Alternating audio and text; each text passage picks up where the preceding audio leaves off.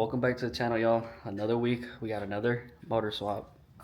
So we're doing an engine swap on this '01 Silverado. Pulled out the motor already, and yeah, the motor's right here.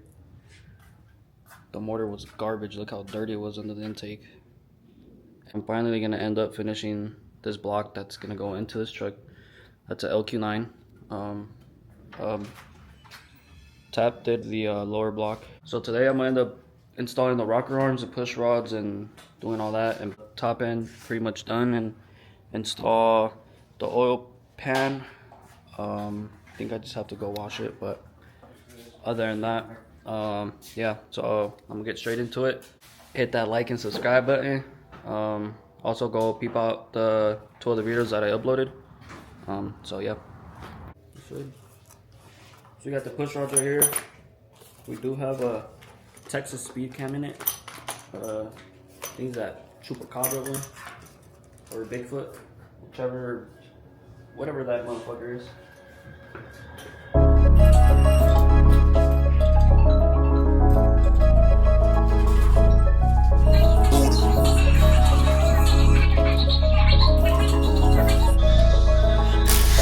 Well, we ran into an issue.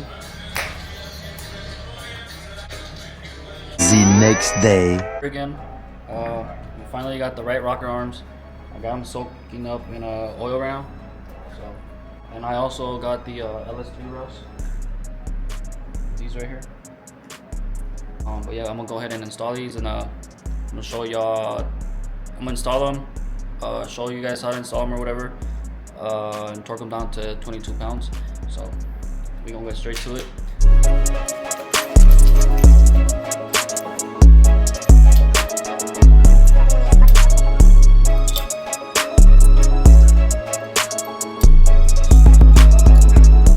Sorry, I got the rocker arms here. I already put the push rods on, and I'm gonna go ahead and install them. And so we're gonna go ahead and finish that, and so we can seal this off.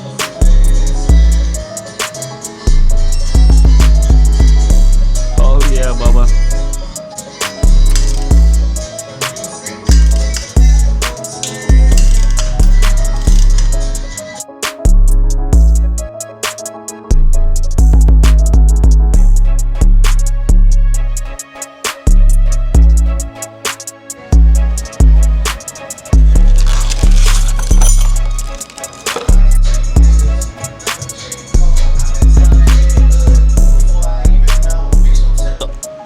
So I'm gonna show you guys how this is the other side now.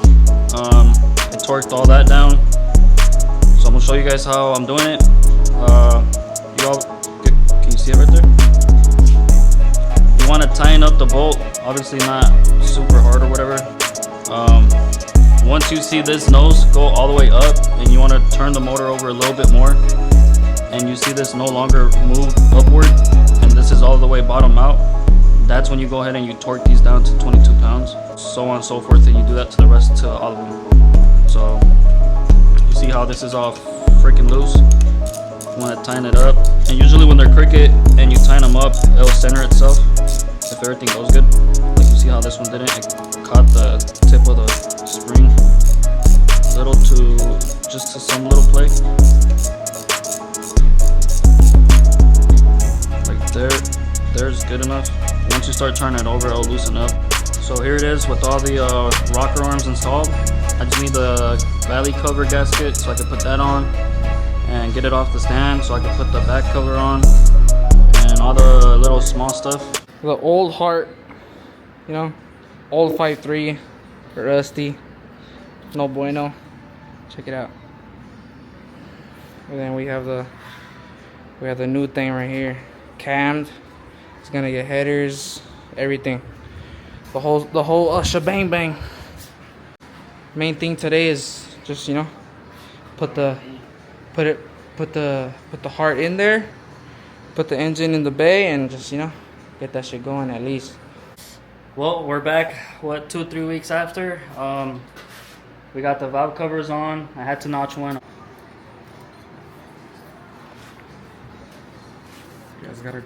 So here I had like a piece of aluminum right all the way here. Took the grinder, cut it off, and then with the flapper wheel I fucking sanded it down as much as I could to clear it. I mean, obviously it's not the best. I wish I had a Dremel for the job. If not, it would have been a lot cleaner. But hey, we're improvising with what we got. So. And if it's Mira, pinche putazo, no cap. These are modifications to help you guys. Alright, so we finally got the motor off of the stand. We put the rear main seal back on. Watch out, Dom Toretto. Family.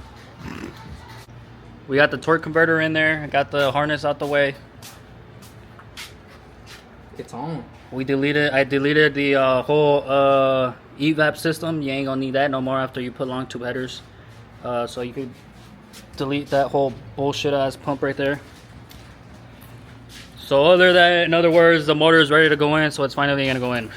After how long?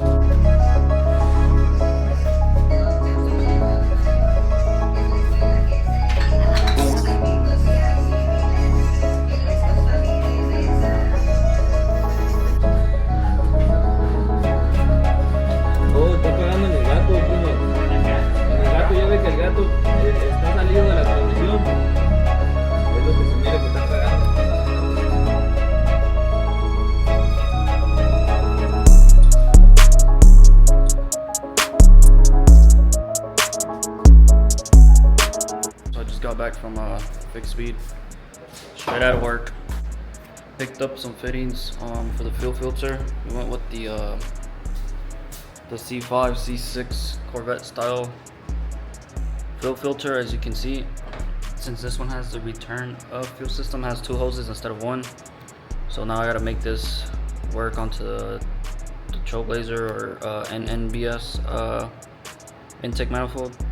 The map sensor does come over here.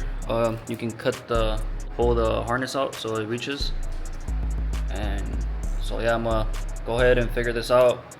I kind of don't already like how the hoses are binding up in the back, so I'm gonna see if I can do something under the truck to fix that.